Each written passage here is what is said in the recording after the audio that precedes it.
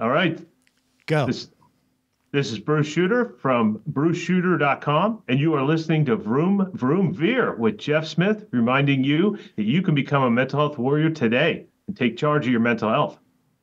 Well done. You're supposed to Thank you. screw up a little bit, but that's okay. I'll give you a pass. I've been working. I've been practicing all morning. All right, let me hit stop. I'll be right back. Okay.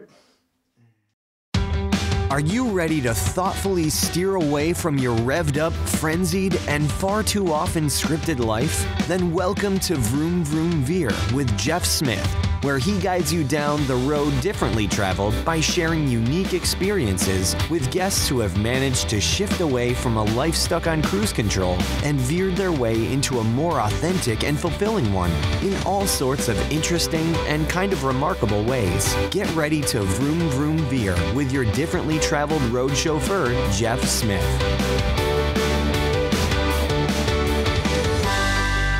Glen Williams, thank you so much for being on Vroom Vroom Veer and welcome to the show. How's it going? Great. Pleasure to be here. So you are at, wait a minute, Glen Williams Consulting, right? So talk That's a little right. bit about like what you're most excited about with the book, Bridging the Gap, and you got this documentary film on Amazon. Is there something going on at home? And so talk about it. What are you most excited about in your life today? Well, I retired as a law enforcement officer, detective for 26 years, and wasn't sure what I was going to do. And Sure. but I kind of had screwed my life up at one point, and I wanted to pass on some things I learned so others don't make the same mistakes I do. Okay. I did. And out of that came a course that I wrote, and I titled it Bridging the Gap because it's about bridging our relationships, the gaps we've created in our relationships. Okay. And out of that came my book, which was published a year and a half, year and a half ago, 2 years ago now. Two. Okay. And that's called Bridging the Gap. There's a lot of books titled that, so be careful. Okay. The Bridging the Gap by Yes, Glen Williams. Glen Williams. And that'll get it there. Okay. And then that evolved into me traveling and speaking to people. I talked to police departments. I talked to sheriff's departments. I talked to hospitals and medical people. Because during COVID, I worked at a hospital, and man, the trauma those people saw was horrendous. Yeah. And so I talk about those things and how to work through them because that's what I did in my life. Right. And I Okay. just want to share some of the things I learned. And then that all evolved into a documentary. Okay. Which, I had to laugh because I had a friend of mine call me and say, well, now you're an author and a movie star? And I laughed and I said, no, my dog's the star. I'm just the agent along for the ride. That's hilarious. So the dog got more screen time than you? Yes, he did. That's awesome. Now I want to go watch this show. I saw the dog on the webpage, and he is a very photogenic puppy. Oh, he's a good-looking boy. Everybody loves him. When I go to the airport with him, he's so pretty. He's so good-looking. Yeah, And, Well, good But for you. when I speak on stages, he's up on stage with me and That's everything. great. Yeah, so he's a good boy. So he's your service dog. So Correct. We'll get more into that later about what his service is. But before we do that, let's go back in time. So where did you grow up? And, what I part of grew the up in a country? small farm town in eastern Colorado. Okay. All right. And then I went away to college because if you didn't own land, that's kind of what you had to do was to get out and find a job. Sure. And I didn't do very well. Okay. Well, I discovered life, more importantly, probably girls and alcohol. Oh, lovely. And, okay. And you I were supposed to be partied going to out. college. Okay. Gotcha. Yeah, typical college. Sure. So I moved to Utah to get away from the group of friends I was with. Wow. Okay. And then I got married, had kids, did all the normal stuff, and got a job and got a better job. And then, I've been in Utah ever since. I graduated from the University of Utah when I went back to school eventually. Okay. And that was kind of where I went. Gotcha. So you were like trying to escape the party scene when you were going to Utah? Yeah, yeah, my lack of control, basically. So did it work? I mean, did you find that like it was easier to focus when you were in college in Utah? Yeah. Yeah, yeah. When I was in college in Colorado, I went to Colorado State, which at the time was in the top 10 party schools in the country. Gotcha. Yeah, and then I So went. it's kind of like, why not? Yeah, yeah. Hey, this is new. I haven't done this yet. Right. I understand. Yeah. And yeah, so I lost focus on what I wanted, and I'd be honest, physics and organic chemistry kind of kicked my buns too. Oh, my goodness. Yikes. So yeah, I've heard stories about, I've never talked to anybody that tried physics. You have to have a serious math brain to even want to try physics. yeah. Yeah. I don't. And I don't. Okay. We're on the same page there. Yeah. I've heard stories about like smart people. Like Yeah. my buddy is like a master's degree chemical engineer, you know? Yeah. And he hated organic chemistry, right? Yeah. Yeah, I get it. Yeah, it was not my cup of tea. In fact, I finally ended up graduating in psychology. That was more my style. Oh, good. Yeah. I get it. I did that too. I went and got a bachelor's degree in psychology too. And then I didn't do anything after that. I was like, okay, now I have this bachelor's degree. I'm done. You can't do much work with a bachelor's degree in psychology. Mine, it was funny. My whole experience of getting the bachelor's degree in psychology, I don't think I learned much about psychology other than it was like sales pitching for all the different jobs that you could potentially try to get as a master's or a doctorate. Was it similar for you? No, actually, I learned a lot. Did you? And, Okay, good and for you. we didn't even talk about the masters because I probably would have gone and done that. Right. They just left that up to us. Okay. And at the time, I didn't have a need because the reason I had to get the degree was I applied for federal law enforcement. Oh, okay. Gotcha. And you had to have a degree. And so I went back and I started, remember, I flunked out of school with a 1.9 GPA. My first year I had a 3.9. Okay. Third year dropped to a 1.9, left on probation. Wow. So I had to pull straight A's for 2.5 years to get my degree and get a decent GPA. Wow. Okay. Yikes. And I did it. So you had to buckle down, as they say. Yeah. And I finally had a goal. Right. Yeah. Yeah. It's interesting what you can do when you try. Yeah. I guess that's the key word is just keep trying. Yeah. So let's talk about at what point in your career or life did you become a police officer? Must have been pretty young, right? Right after college or while you were doing college? No, I was actually old for an officer. I was 34. Really? When I became an officer. Yeah. Okay. I worked for the post office for 6 years, and that's where I heard about federal law enforcement. And I went back to school at night, worked full time during the day, school full time at night. I had 2 kids at home, and that's where I got my degree so I could qualify. Okay. And then they disqualified me because I have diabetes. Oh, geez. Yeah. And I mean, the application process, the application was about an inch thick. Right. And I mean, it was huge. And by the time I got done, it took about several months to finish all the requirements. Right. And then at that point, I finally knew what I wanted to do with my life, and that was be in law enforcement. Okay. And I was looking federal. Right. And then I got this nice letter one day, and I thought, oh man, I wonder when I get to go to the academy and do all this stuff. And it says, thank you for your application. Because of your diabetes, we feel you cannot handle the arduous hours necessary for this job. Wow. And then paragraph 2, because of your diabetes, we do not feel you can handle strenuous physical activity for this job. Thank you for your time. Yikes.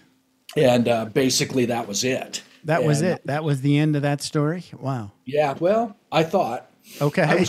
As far as federal, it was, yeah. But okay. I was crushed. I mean, because here's what I wanted to do, and something I have no control over disqualified me. Right. And I didn't know what to do. And then a friend of mine talked to me, and he said, the local police department's hiring. And right. I lived in a town of about 110,000 people. There's probably 160 now. This in Utah now?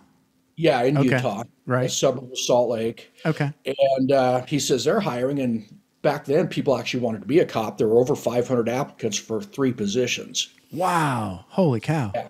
All It was right. competitive. Yeah. And I was one of the 3 that was picked. Wow. That's a pretty good resume. So Wow. Okay. So, all right. So let's talk about like, do you have any fun cop stories? Do you have like, because being a police officer, civilian police officer, I haven't talked to a lot of retired police officers, right? So I know there's a lot of similarities between law enforcement and military. So Yeah. let's talk. Let's swap stories because Oh, some absolutely. of the stories are great. You know, like I remember, like you get so close. The camaraderie in the military is like something that you don't usually see. I think for civilians, No. like I was overseas. I think I was in England, right? And my buddy / supervisor came up to me and said, "What are you doing?" And I'm like, "What do you mean? What am I doing? I'm getting ready to go to bed." He's like, "Here's the thing. My wife's some family member just died and she needs to go home now. Right. And there's a flight and she can catch it in London, but we need to like drive away like right now." And I'm like, "Okay." Right. And didn't sleep all night, drove her to London, came back, took a shower. Actually, we got to the office, right, for work. And he's like, "Well, work's not starting for a couple hours, but I don't want to sleep. I'm just going to go work. You can take a nap, but you're not going to go to bed." Right. So I'm like, okay, thankfully my uniform's at my desk. So Yeah. I was like, you know what? I think if I try to sleep, that would be stupid. So I went to the gym that we had in the building and I took a shower. I did a brief little workout and took a shower and then just went to work, right? With no sleep. You know, that's the sort of things that you do for friends when you're in the military. Yeah. Yeah. Yes. Law enforcement, some guys will do that and be that way. Not everybody. Yeah. No. And then there's others that, It's a relationship thing. yeah, it is. Yeah. And so you had a good relationship with that gentleman. And, Yeah. I've had both bad and good. Of course. And, Of course. I don't like talking about the bad, but yes. yeah, I hear you. Yeah. Right. Use them as learning experiences. and Exactly. Yeah. Yeah. You go, "Thank you for the lesson. Bless you. I don't want to Yeah. know you anymore, but bless you." What's that they say in the South? Bless your little heart. Exactly. Bless your sweetheart. And in the South, that's actually a big FU. Exactly. Bless your sweetheart. You are correct. So what sort of things like do civilians not know about what sorts of things that police get up to? Well, there's like one night I almost shot Ronald McDonald. Yikes. Oops. How's that happen? It was a really stormy night, and in fact, unusual for where I'm at. I've never seen a lightning and thunderstorm like that before or since here. Okay. But it was like your pre-tornado nights in the South. Okay. Dark Dark and windy and lots of lightning. windy and lightning all over and Wow. raining like crazy. Well, we got an alarm call at the McDonald's, and so went over there and pulled in the back parking lot because there were no windows in the back, so people couldn't see if they were inside that we were there. Okay. And being safe, and then climbed up, or actually oozed up through the rain. I mean, it was pouring. Okay. And it was so lightning, it was weird. Like when lightning had hit, the whole sky would shift. Right. And it was shadowy and dark. So we get up there and we'll go along the side, and there's the drive-through window. Nope, no lights on inside. It's dark. It's secure. So into the side door, and it's secure. Still can't see anything through the windows inside. And then as we came around the front of the building, this lightning hit, and this big shadow loomed over me. And I jumped, put my hands back over my head to protect myself from getting hit. Yeah. And drew my weapon thinking I'm being attacked. And then the lightning subsided. And it was actually the shadow from the 7-foot high Ronald McDonald statue that had attacked me. And I'm out, and it scared me. I bet. And then luckily I had a good partner that night, and we just were able to laugh about it because you're right. I'm really glad you didn't shoot the Ronald McDonald. Yeah, me too. That could have been devastating for some little kids with a hole in his head. Yeah, right. Wow. Okay. Yeah. When I was writing my book, I actually went back to get a picture of it, but he's no longer there. Yeah, I think they're kind of downplaying Ronald McDonald now these days. I don't know why. Well, think about clowns are creepy. Yeah, clowns are creepy. Wow. So true. Yeah. So okay. So you end up. So you said you had 2 different law enforcement jobs. So what? Like, just give us some highlights from the first 20 years. And what were you doing? You were a patrolman? Yeah, I was in patrol, and then I was a detective for 8 years. Okay. And there were a lot of things that happened. But people, I don't think, realize that your everyday officer. I saw a stat a while back. The normal person in their lifetime will experience 2 or 3 major traumatic events. Okay. Whereas a police officer in a 20-year career will experience around 200. Oh my goodness. Traumatic events. Right. And people, I don't think, understand that. Yeah, no, they don't. No. And the things that we see, like the worst one are the kids. Like, I had to pull a kid out of a fountain. He drowned, and I did CPR and attempted to save him and was not able to. Right. And at that time, I was about an 18-year officer. And this first time in my career, I had a good lieutenant, and he looked at me after we found out the child had not made it. Mm. And there were 5 or 6 of us that had been out searching because he was missing. Mm-hmm. And we were searching, and every one of us, when we got the word they didn't make it, you could just see everybody's shoulders slump, the heads go down. Yeah. Man, we couldn't save him. And I had a lieutenant for the first time in my career, 18 years in, put his hand on my shoulder and says, "Brother, are you okay?" Wow. Right. And for the first time, I answered, "No, I'm not." Right. Yeah. Right. Because up to that time, we just swallowed it. We just took it. Usually you had to go right to the next You call. don't even ask, right? You just, right. Everybody knows. Everybody knows. You're just not talking about it. Exactly. And back then, if you talked about it and if you said you wanted to go counseling or help, they'd find you unfit for duty and get rid of you. Oh, geez. Wow. Yeah. Okay. And so you're not talking about it for a reason. You want to keep your job. Yeah. And you don't want to admit there's a problem. Right. I'm a guy. I got this. I don't need help. I can handle it. I'm strong. Yeah. Wow. Yeah, I get it. We were so full of it back then. So true. Yeah. But it's like, and then that goes home, and that's what the video is about. Actually, the documentary is how it goes home and affects our families. Oh yeah. Yeah. And you in the military know that. Totally. Yeah. And by not talking about it, I've talked to spouses, ladies' auxiliaries and things. And, and when their husbands quit talking, invariably their mind goes to the worst place it can go. And that is, oh, he must be having an affair. He's not cheating. Right. Exactly. Yeah. And that doesn't bode well for relationships. No.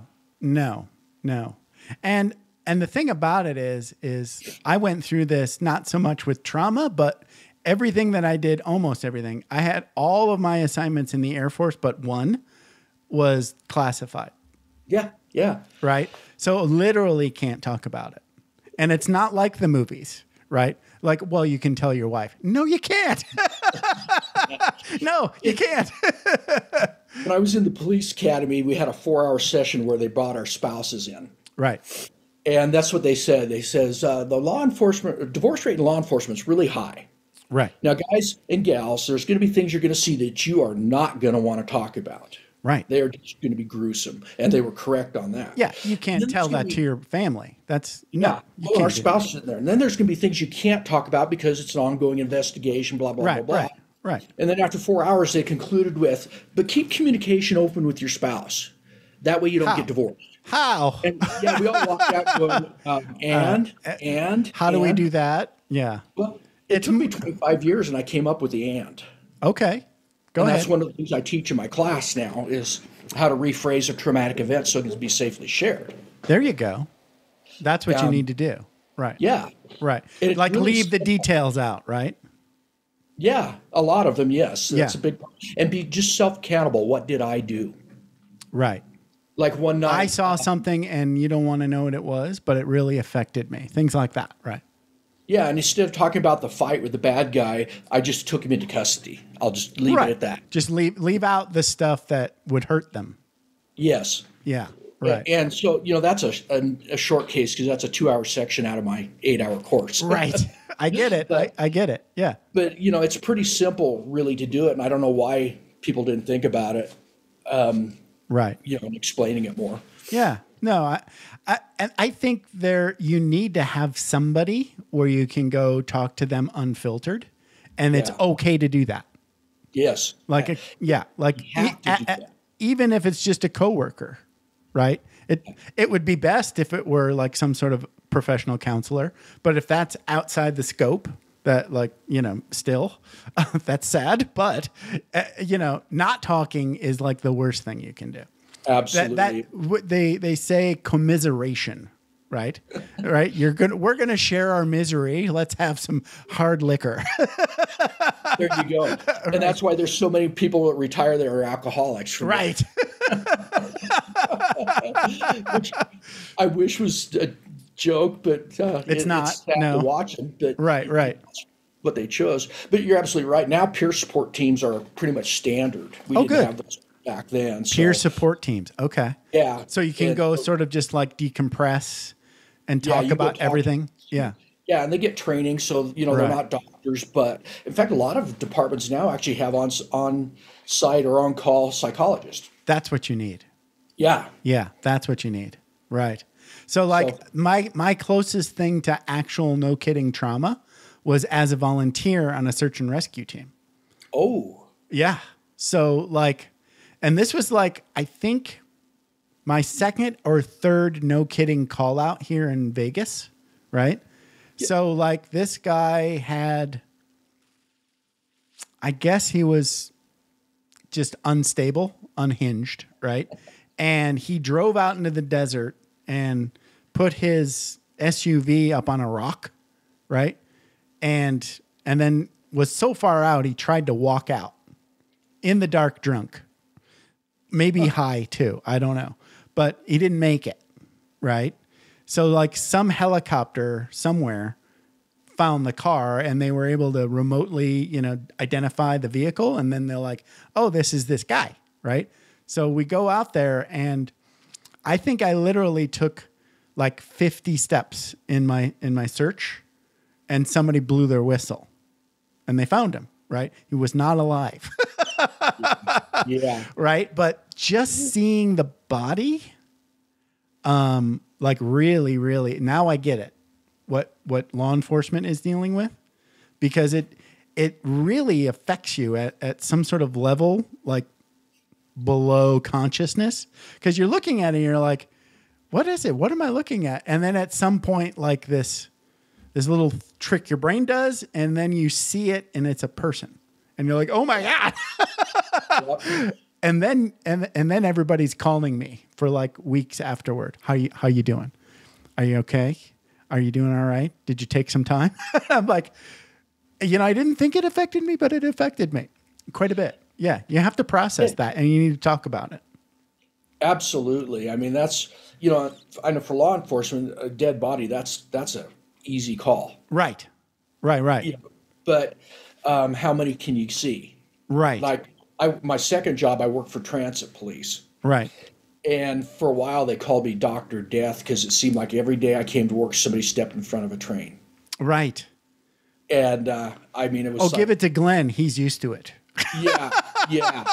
And wow. For about ouch. 6 weeks, like I say, about 6 weeks, it was man, every other day. Wow.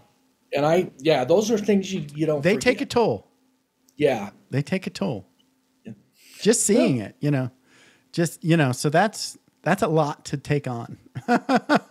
So bless you, for doing that sort of service, because it's, I've done it once and I don't want to do it again, if you know what I mean. Well, and those are the guys out there every day, folks, that Right. just, they're seeing this stuff day in and day out. Right. And, that's why cops have a sick sense of humor, by the way. Totally. Because that's one way of dealing with it. Totally. Yes. That's the first thing you do.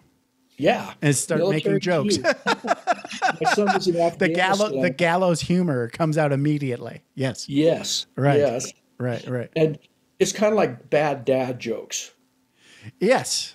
It works for us. You may not like it, but it helps us. It's something you need, I think. You need to be, because like when something horrible happens, what they say is you have to laugh.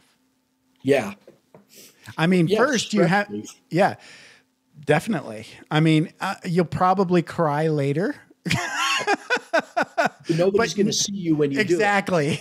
Exactly. Or you're in your peer group, or you're with your counselor or something, or you're in the shower, or you do it like real men in the car do it. That's alone. absolutely. Yes. Yeah.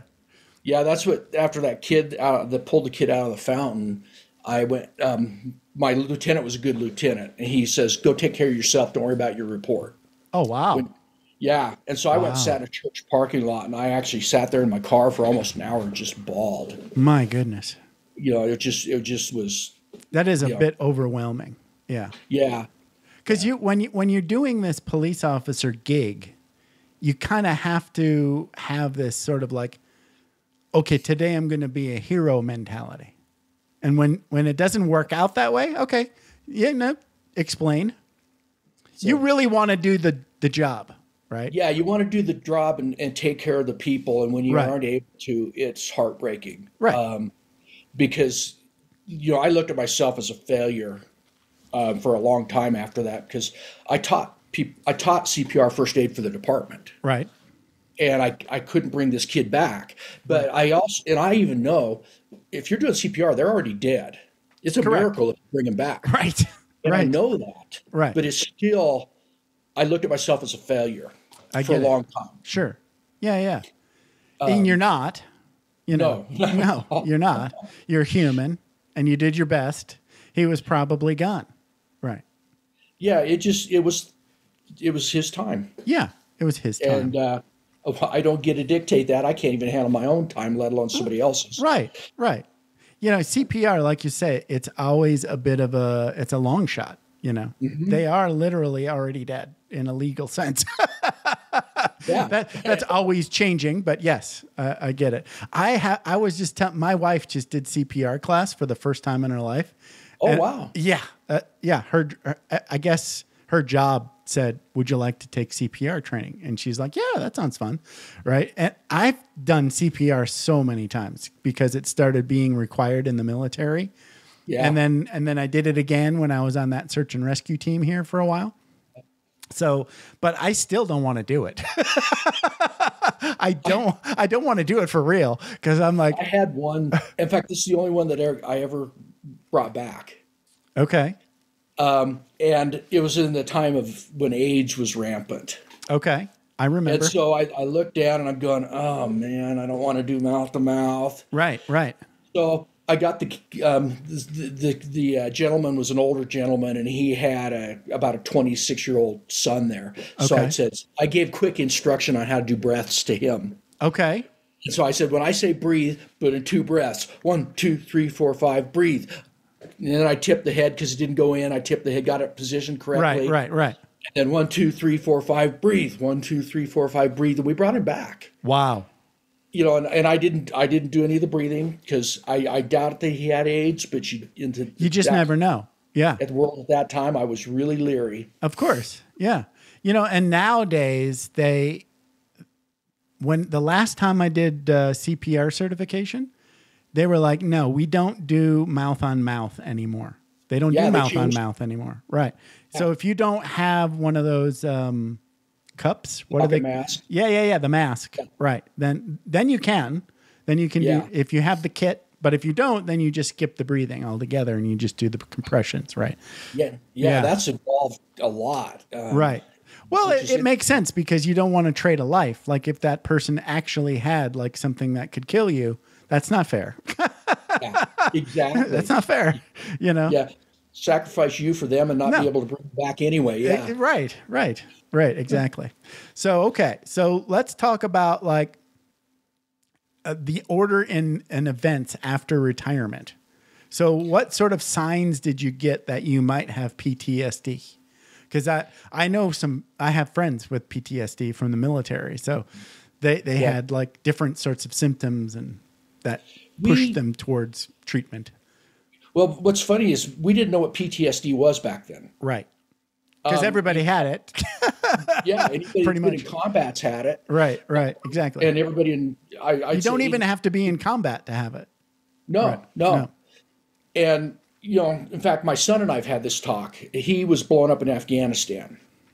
And he was blown up? He was blown up in Afghanistan? IED. Wow. Yeah. Oh, my goodness. Yeah. So he was in 3 firefights a day. And then almost twice with rockets. Jeez. And then he was an IED got him on his way out of a mission. Oh, my goodness. By the way, he had every boy's perfect job, dream job. Uh-huh. He went out and blew things up. Oh, wow. So what did they call that? The explosive EOD. Well, he was not EOD. He was an engineer.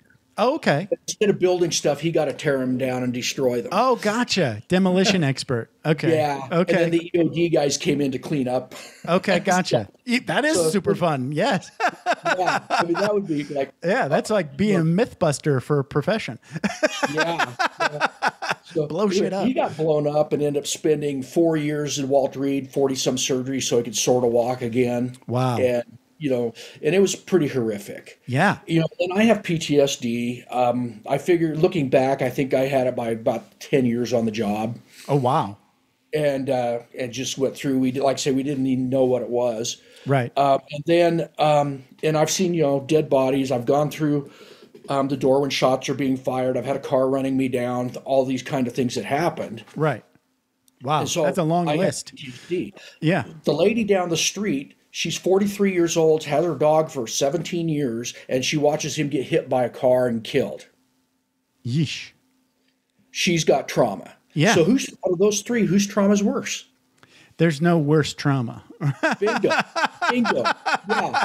Trauma is trauma. Even if it's got a little T or a big T, it doesn't matter. It doesn't matter. Right. The inciting events were much more dramatic in my son's case and more so in mine, but the end result is the same. And so we look at today's society at how many people are traumatized, and it's getting overused now. Right. Because if I talk to you mean and tell you you're an idiot, then I just traumatized you. No, not really. Yeah.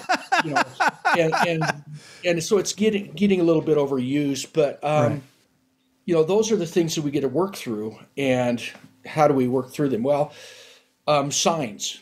Right. When I was number one, I let the job become my life. It makes Big sense. mistake. I don't care what job you're in. It's not your life. It's just a dang job. That was like a huge lesson for me in the military. Yeah. And I was depressed / suicidal when I think he was a captain, like an 03. And he just called me into his office. He said, it seems like you're stressed out a little bit. You got to remember, life is life. And this is just a job. I know it's important. It's national security.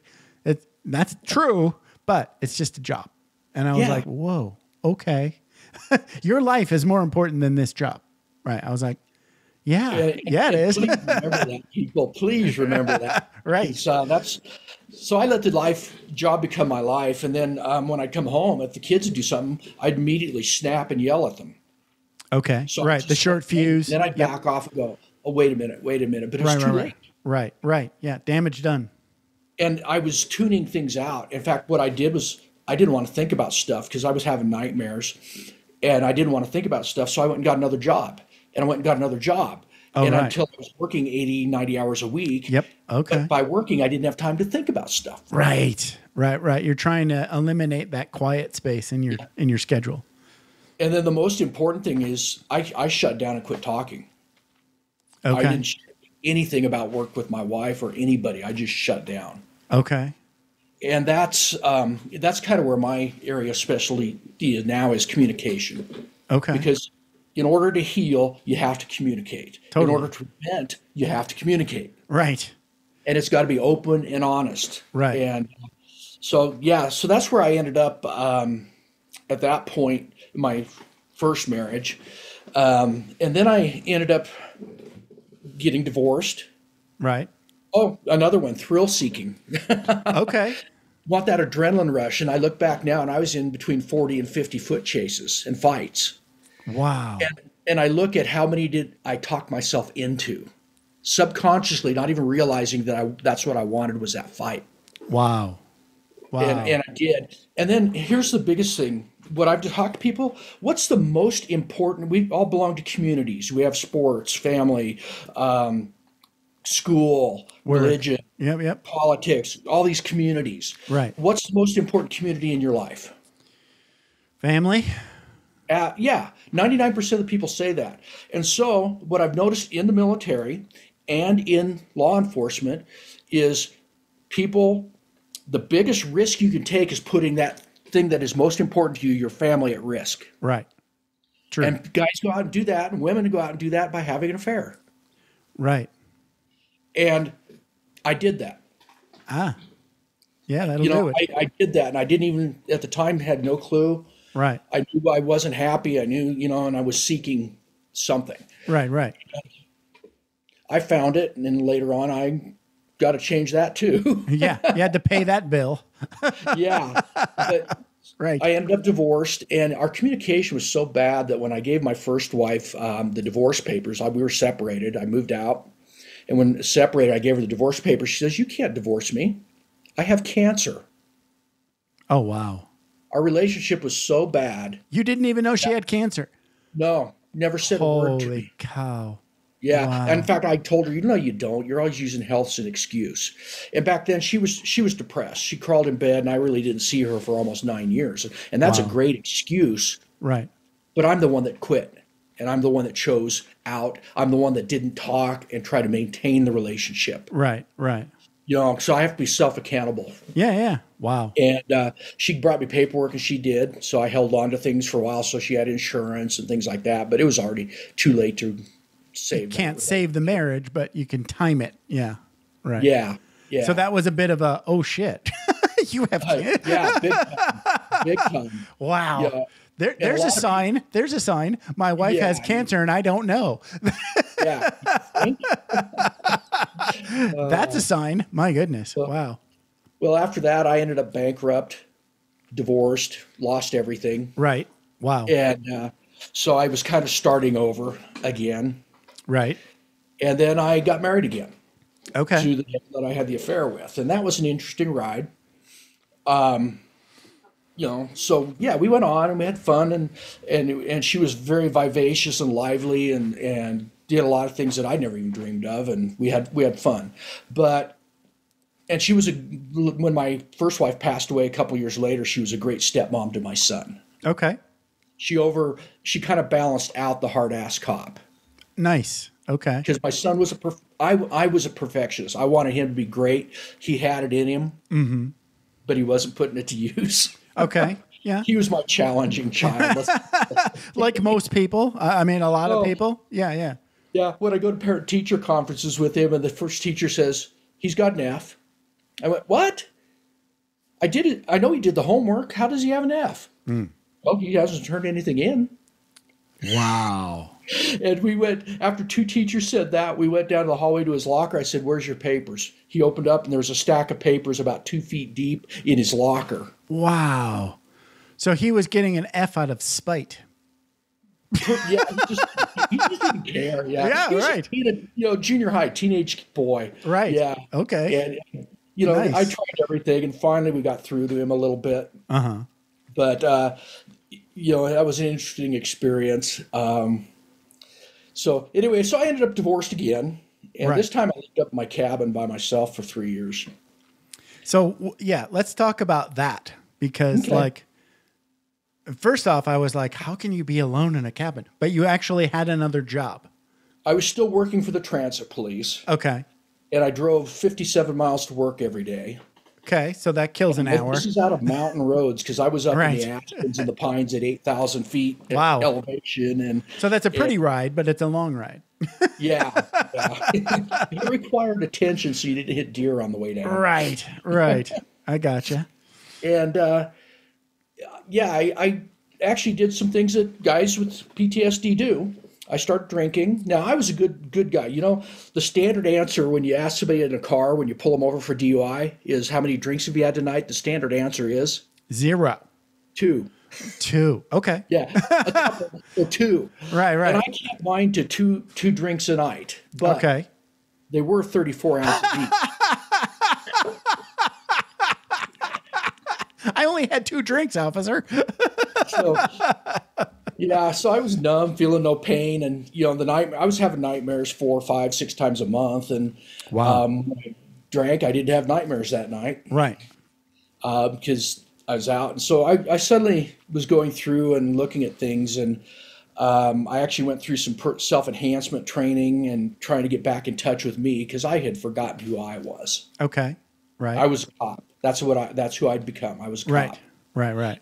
And you have all sorts of identity like sewed up into that job, right? You absolutely. become the job. Gotcha. Yeah. Now I know what you mean. The job became me. Right. Yeah. You wouldn't know And who you were if you weren't a cop. Right. Yeah, I was nobody without If you take the cop away, there's nothing left. Right. Right. Right. It got to that point. So one day I was looking in the mirror and I went, man, the only life you're screwing up is your own, dude. Nobody else cares. So true. That's a nice epiphany right there. That we all need to have. Yes. And then I was standing In a very real way, we're always alone. Yeah, we are. Because what I discovered, Nobody else is in your head like no. Get out of the head, man. That thing screws you up. You're right. You know? Yeah, and it did because it always points out what's wrong or tries to protect you by talking you out of doing stuff. That's right. Exactly. Which is, if you don't do it, that's failure. Right. So, wow. So then I was standing here at the window of my kitchen up there, and I looked by, and the deer were running by in the woods, and I went, you know what? I'm missing out on stuff. Okay, you are. And so I started, instead of, when I got home, it was 12 miles to town. I didn't want to go back into town. Okay. So I started throwing my gym clothes in my car, and I'd stop in town before I went home, and I'd work out. See, and that's there you go. huge for me. Yeah. Yeah. And, you know, I've been an athlete since I was 5 years old. My dad was a coach. Okay. So that's huge release for me. And that was a big stress relief. Right. And then I got home and I started hiking up through the woods. Okay. And in the winter, I actually got snowshoes because I get 6 to 8 feet of snow up there. Wow. Okay. And the first snowshoe experience was a blast. I'm crunching through the snow and I'm exhausted and I'm sweating and I'm just dying. And I look back and I've gone 50 yards. Yeah, been there, done that. Yes. But I got up to where I was doing 2 to 4 miles and just enjoying life, you know, and cutting through the trees and looking for the animals. I mean, I had moose up there. I had a moose in my driveway that was so big. I had a Dodge Durango at the time. Yeah. He made that Dodge Durango look like a Tonka toy. Holy cow. He was huge. That is monstrous. So, yeah. So, you know, we had a blast, or I had a blast anyway. Right. I started healing myself. Right. And then what I've discovered is, I did EMDR, eye movement desensitization. I can't remember what the R stands for. Okay. And that was experimental at the time. Now it's common for PTSD treatment. Okay. And then there's ketamine. I did not do ketamine. I refused to do any drugs. Okay. But that's showing success now. They didn't have that. Right. That's success. There's all kinds of things like MDMA, there's psilocybin, there's all kinds of really interesting PTSD treatments. And some of them seem like really good. You've got to get into like one of those experimental studies, I think. So it's a little tricky. Yeah. Right. Well, what's funny is the ones that really helped me out the most were outside the box. Okay. Like, have you ever heard of Tibetan bowls or singing bowls? Yeah. Yeah, they're metal bowls. They make a humming vibration Right. with a wooden stick, and they're actually made by monks in Tibet. Right. Right. And they're And tuned to a I do frequency that. kind of thing. Right. Okay. Oh man, yeah, those things send me into a trance. I go out and I have visions and stuff. It's cool. Wow. Now I want one. Well, I know a great gal up here in Utah that can walk you through the process and get you going. And you know, it's like you lay there on a table and they put the bowls different places on your body. Oh, and yeah, the yeah, yeah. vibrations go in, and Is that kind of like a sound bath, or is that like a specific very treatment? similar to, yes. Okay. Yeah. In fact, sound baths are awesome. Oh yeah, totally. And you know, Yeah. then when I was a cop, if I heard the term drum circle, what I thought of was a bunch of long-haired hippie freaks smoking dope around a bonfire. Which sounds fun. Yeah, if you're into that. But I discovered are shaman-led drum circles for healing. Right. And so I actually have a drum, and I go out, you know, every other month or so, depending on my schedule, and around the fire, and we talk, and we listen to play our music and play Sure. things, and you know, it really separates. It helps me be more creative, actually. Oh yeah. And so there's and one of my favorites, people, like when I teach my class, this is funny. I'll say, how many of you do meditation? Nobody will raise their hand. Bunch of cops don't do meditation. Yeah, nobody. Right. No, they're thinking about the guys in orange robes going kumbaya and stuff. Right, and that's right. what they're thinking about. Right. And so then I'll say, how many of you are on SWAT or special teams? And several will raise their hand. I said, when you get ready to go into a situation that's stressful, what do? Oh, well, we combat breathe. And combat breathe means breathe in 1, 2, 3, 4, hold 1, 2, 3, 4, out 1, 2, 3. Oh, that's the 4x4 breath. Yeah. Except they're doing a 3x3 breath. called box 3x4 breathing box also. breathing. Yeah. Yeah. Yeah. And I said, why do you do that? Well, it lowers our heart rate. It helps us get oxygen in our brain thing. I said, oh, so It's a rebranded. Yes, it's a rebranded meditation. That's awesome. Yeah, that's great. Yeah. And they all sit there with their mouths open going, I guess so. I guess. No, let's not call it that because that sounds stupid. And what I do, my current wife that I have now, she introduced me to massage. Oh, great. Yeah. And massage is a great way to meditate if you just go in with the right things. Don't go to the Asian massage parlor. Nothing wrong with Asian massage parlors. Just bring your wife. Yeah, make sure it's a legitimate one. Exactly. There you go. Yeah. I like the foot massages. Those are some really great stuff. Yeah. Yeah. Clothes Yeah. on kind of thing, especially after Yeah. a long drive. Oh, so good. Oh man, yeah. Well, and after a long drive, it's my hips that are killing me. Yeah. Yeah. Oh, I could go on for hours about how to work on hips. Oh, You should come back. We can share notes. Now, if you're working on hips, does that make you a hippie? Yes, but I gladly grab that title. Hippies wouldn't have me though, but I would love it. That's funny.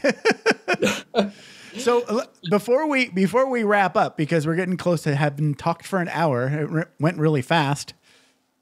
So let's talk about, like, you've got this service dog. What does this service dog do for you? Well, he's for I have sugar diabetes. I got that when I was type 1 diabetes, what it's called now. Okay. When I was 15. Oh, And right. My wife and I built a new home, and I'm over working on electrical one day, and she says, say that again. And apparently I slurred a word, and I checked my sugar, and I was at 14. Oh, wow. Most people are unconscious at 14. And Wow. I'm talking, walking, working on electricity and stuff, and I didn't feel it drop like that like I used to. And so we got a dog.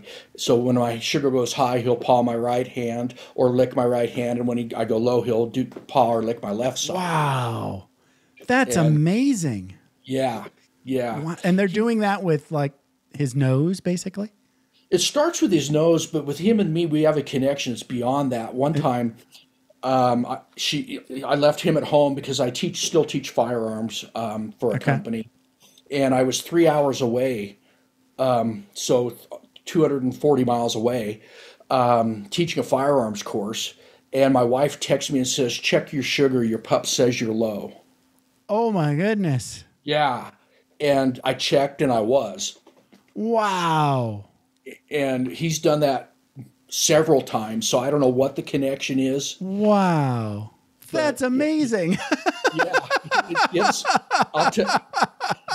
It is way cool. And like I said, he takes care of me, so I take care of him. And Right. and, he's part of the pack with my wife. Can't you get like some sort of outfit that they plug into you, like a robot or something? Well, I have that now. I didn't. Okay. Gotcha. I have the pump now. But at the time, I didn't have that. And Sure. you know what's funny is he beats the pump. Really? Yeah, the pump will tell me right specifically on a sugar number and beep and tell me I'm going low. Okay. At 80, he tells me at 105 or something, and I look and I'm dropping, so I'm not there on the pump yet. Right. But I'm there. Wow. So he's got his nose / whatever. Yeah. Psychic yeah. connection. Whatever that can. Yeah. My life's going to the dogs. Hey, I'll take it. You deserve it. If anybody deserves it, yikes, my goodness. You're going out there and you're trying to help people, and this is what you get, right? Wow. Yeah. Well, he steals the show. Like I told you, the documentary that we're in, he got more footage than I did, which is great. I don't care. Right. But everybody knows who he is, and so when I get on social media, I always put him on there with me. There you go. Yeah, and I think he's going to be in the picture of the show notes, so that's good. What's the doggie's name? Shiloh. Oh, like the place in the South where there was a battle? Yeah. Okay. I'm a huge Civil War history buff. Okay. That's all my Civil War books there. Gotcha. And the Battle of Shiloh. I remember that. Yeah. It's kind of funny because that was my favorite battle when I was a kid growing up. Okay. And I don't know why.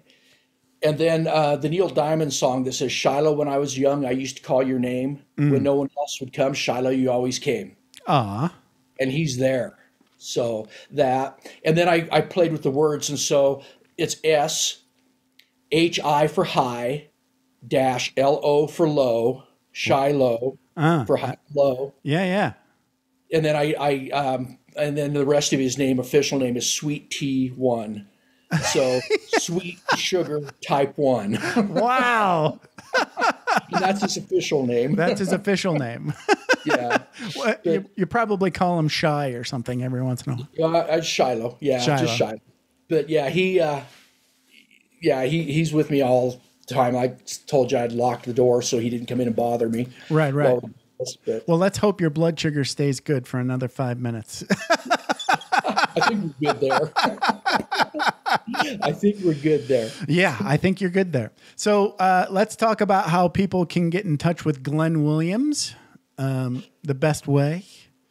I have my website, which is www.gdubgdubauthor.com. Right. Got that from football in high school. I was G-Dub and my buddy was J-Dub. I like it. Okay. G-Dub. GDubAuthor.com. Glen Williams. G-Dub. Oh, gotcha. Okay. Yeah. I like it. And or you can email me at Glen, Glen, at gdubauthor.com. Gotcha. And that's probably the best ways. Okay, great. Check out the book. That's Bridging the Gap. It's on Amazon. There it is. Yep. Bridging the Gap, Glen Williams. Make sure you get the right author. Yeah, there's a lot of. I picked a common name, Well, it's about bridging the gaps we create in our relationships. Okay, talk a little bit about how is the book laid out? Does it tell a lot of the stories of your story? Yeah, it shares a lot of things that created trauma in my life, a lot of the experiences I had as a cop. Right. So there's a lot of cop stories in it. Right. And how I didn't deal with it back then and what I would do differently now. Right. Instead of avoiding it and drinking and all that stuff. Don't do that. Yeah. Right. Right. Okay. So, and then talk a little bit about this documentary film on Amazon. Is there something going on at home? So that you're a part of that, but it's not like you're just a part of that show, right? Correct. That is an amazing. We've won a whole bunch of awards, which none of us ever expected. Right. But it's an amazing. It tells two main stories about two officers and how PTSD wrecked their lives, but they were in different ways able to rehabilitate their lives. Okay. Wow. And then I'm kind of an expert commentator because somehow I've become an expert. I guess that's what writing a book does for you. Right. You write a book on something and then you're an expert. That's how they figure that shit out. Right. And so, who plus wrote a book about this? I travel around and I talk to police departments about it and stuff. So, right. And so there's another lady. She's a PhD, researches trauma. Right. And smarter than I can ever dream of being. Of course. And and then I'm just the man on the ground guy that figured it out the hard way. You're the felt experience guy or lived experience guy. Yeah. I get it. And so they put this documentary together, and it's really well done by Jason Harney and Deborah Ortiz. Nice. Very, very well done. Well, this has been a blast, Glenn. It has been, literally. Yeah, it was fun. I like sharing like stories of, like military cop. It's very similar, definitely. Yeah. I'm definitely not a cop. There's cops in the military too. I was a computer guy, but the camaraderie is the same, So wasn't Jack Reacher an MP? Was he? Yes. Okay. All right. In the Air Force, they had several different kinds of cops. So I mostly worked with the desk cops. Right. So, those guys are just happy they're not on patrol or doing gates, guns, and guards. Right. Yeah. They're happy they've successfully moved to a desk, which doesn't sound like, what you want to do in civilian world. But I suppose there's a similar progression there too. Oh yeah, you go to detectives. You're in that area now investigating instead of out being on the street. Right. Yeah, you're coming after the patrol guy. Right. Yeah. Right. Okay, Glenn, this has been a blast. Thanks for hanging out with me for about an hour and sharing your stories. Well, absolutely, and till next time. Till next time. Yes, let's do it again. There's more stories. Oh, yeah. There's a lot more. All right, brother. Have a good one. Talk to you later. You too. Thanks. Thanks for taking the time to ride along with us on another episode of Vroom Vroom Veer. For podcast info and show notes, be sure to head over to vvveer.com. That's VVER.com. Man, that's fun to say. And we'll catch up with you next time here on Vroom Vroom Veer.